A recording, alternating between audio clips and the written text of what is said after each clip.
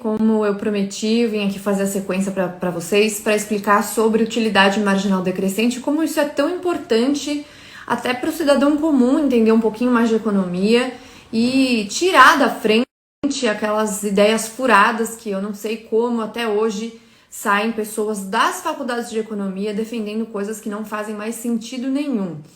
Então, assim, a utilidade marginal decrescente ela é uma teoria inexorável que a gente aprende na faculdade de economia nos livros de microeconomia.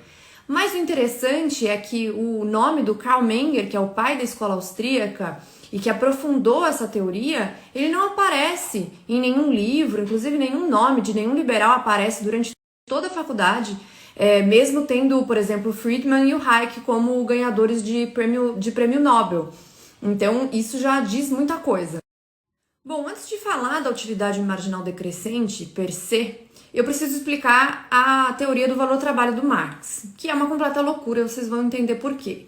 Então, essa teoria diz que o valor de um bem é determinado pela quantidade de trabalho empregado naquele bem. Então, se eu for produzir um lápis e demorar 1 hora, o valor daquele lápis é 1 hora de trabalho. E uma caneta que seja 2 horas de trabalho, o valor seria 2 horas de trabalho. Então, por essa lógica, uma caneta vale 2 lápis.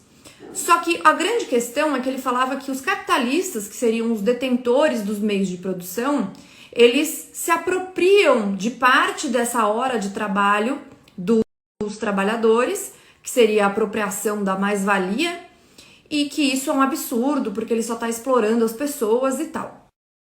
Então, para o Marx, não tem importância se o empresário está pagando conta de energia, de água, de gás, se ele tem que comprar máquinas, se ele tem que incorrer em risco, se ele tem gastos altíssimos e, obviamente, só vai fazer sentido ele ter uma empresa se ele obtiver lucro. Eu já falei várias vezes para vocês, lucro é o que mantém a economia saudável, que mantém uma empresa saudável. Não faz nenhum sentido, mas para o Marx isso seria uma apropriação do trabalho dos trabalhadores, uma exploração. E a solução mágica dele seria a coletivização de todos os meios de produção, a estatização das empresas e a redistribuição do trabalho de maneira justa. Isso aconteceu num lugarzinho aí chamado Venezuela. Sobre a utilidade marginal decrescente, o que é essa teoria? Ela diz que as trocas acontecem de forma voluntária, de acordo com a percepção subjetiva que cada pessoa tem em relação a um bem ou um serviço. Então, a utilidade que ela enxerga num bem ou num serviço é diferente para cada pessoa. E isso determina o quanto de gasto, o quanto de valor ela está disposta, quanto de dinheiro ela está disposta a pagar por aquele determinado bem ou aquele determinado serviço. Então, por exemplo, se eu resolver fabricar um lápis e ficar o dia inteiro fabricando esse lápis, só que chegar no fim do dia ele não escreve, não adianta nada, o valor é 0.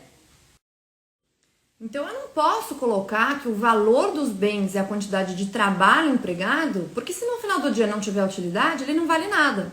Agora, para vocês verem como é subjetivo, se alguém olha aquele lápis, ele não escreve, mas ele achou o lápis bonito, ele pode usar aquele lápis para uma peça de decoração ou como arte, sei lá, e para ele aquele valor, o valor daquele lápis é completamente diferente do da primeira pessoa. E aí o que significa utilidade marginal decrescente? Significa que para cada item adicional exatamente igual ao primeiro, a utilidade dele vai sendo reduzida. Então, por exemplo, se eu tiver muita vontade de comer um chocolate e for lá e comprar uma barra, aquela primeira barra tem uma utilidade gigantesca para mim, então eu vejo muito valor nela, porque eu tô com muita vontade. Quando eu comer a barra inteira e eu for comprar de repente uma segunda barra, essa segunda barra, sendo exatamente idêntica à primeira, já tem um valor menor do que essa primeira barra tem. Por isso que o marginal quer dizer essa adição de um item exatamente igual ao primeiro, decrescente, porque o valor reduz. Isso é a utilidade marginal decrescente para o que a gente chama da escola econômica mainstream. O que a escola austríaca observou, primeiro com Karl Menger, que escreveu uma teoria econômica em 1871, e depois veio com Mises, com Ação Humana, e depois várias obras, né? É que não adianta você falar de utilidade se você não fala do propósito daquela pessoa ou de uma categorização por hierarquia. Então, dependendo do contexto que a pessoa está inserido, se ela é mais velha, mais nova, se ela tem filhos ou não, cada coisa, cada mercadoria ou cada serviço vai ter um valor diferente. Então, uma pessoa que está com uma doença muito grave, ela vê muito mais utilidade num remédio de última geração e por isso ela vai pagar mais caro, ela está disposta a pagar mais caro por ele, do que num sofá confortável. Que outra pessoa, num outro contexto, pode dar mais valor a um sofá confortável do que um remédio de última geração. Eu dou muito mais valor a bolsas de luxo do que o Rodrigo. Então eu estou disposta a pagar mais dinheiro por essas bolsas do que o Rodrigo estaria. Da mesma forma que ele vê muito mais utilidade do que eu em equipamentos de som de última geração.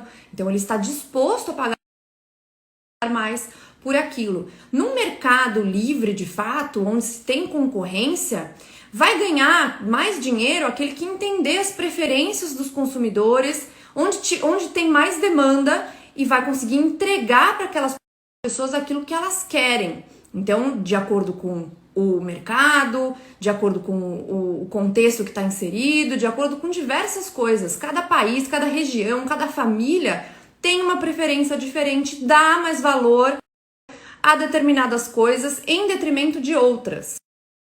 Então, os marxistas estão errados duas vezes. Primeiro, quando eles dizem que o valor de alguma coisa é determinado pela quantidade de horas de trabalho empregadas. Isso a gente já sabe que não funciona. E segundo, de achar que o empresário, por exemplo, ele é um explorador porque ele detém os meios de produção e aí ele fica com uma parcela do recurso obtido com a venda daqueles bens ou daqueles serviços. Obviamente que ele tem todo o risco, né? E ele vai pagar salário, independentemente de ter lucro ou não. Então, é uma completa falácia, é um sofisma grosseiro aquele do trabalhador produzir tudo, então a ele pertence tudo. E sem contar que com o avanço da tecnologia e do conhecimento, hoje grandes empresas não detêm mais as propriedades. Você vê o Airbnb, por exemplo, o Uber, eles não têm hotéis, cadeia de hotéis, ou de apartamentos, ou frota de carros.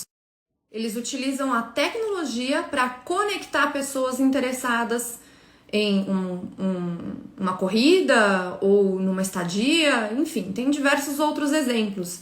E isso foi acontecendo por causa do capitalismo, que permite esse aumento de tecnologia, com mais conhecimento, com o emprego correto do capital. E como é que eles pensaram isso? Como é que eles adivinharam isso? Eles perceberam uma demanda do mercado.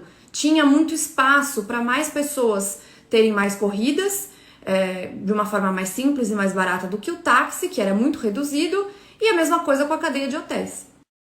Bom, então era isso. Espero que vocês tenham entendido a necessidade de entender sobre utilidade marginal decrescente, o que ela significa, a contribuição da escola austríaca para isso, que não é mostrada em nenhum lugar. Eu, como falei, na faculdade de economia não vi um nome de um liberal, nem da escola austríaca, nem da escola de Chicago, e de como a teoria marxista, por vários meios, já foi refutada sistematicamente e ainda continuam insistindo nessa ideia.